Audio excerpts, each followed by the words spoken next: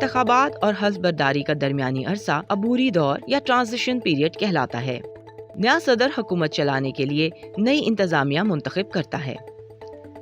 عبوری ٹیم نئی انتظامیہ کے ابتدائی دنوں کی حکمت عملی اور مقاصد کا تعین کرتی ہے، اور وہ مقاصد یہ ہیں: مہم کے دوران کیے گئے وعدوں کو پالیسی کا حصہ کیسے بنانا ہے، کون سا کام پہلے کرنا ہے اور کون سا بعد میں، آیا سابق صدر کے اقدامات کو کالعدم قرار دینا ہے یا نہیں، کام کرنے کے لیے دفاتر اور مالی وسائل کا انتظام اور سیکیورٹی کلیئرنس کے لیے بیک گراؤنڈ چیک۔ ٹرانزیشن کے عمل میں ایسے افراد بھی شامل ہو سکتے ہیں جنہوں نے انتخابی مہم کو چندہ دیا تھا۔ ایک شخص زیادہ سے زیادہ $5000 تک چندہ دے سکتا ہے۔ اگر انتخابات کے نتائج وقت پر آ جائیں تو عبوری ٹیم کو 11 ہفتے کا وقت ملتا ہے، لیکن سن 2000 کے متنازع انتخابات میں عبوری ٹیم کو محض 39 روز ملے تھے۔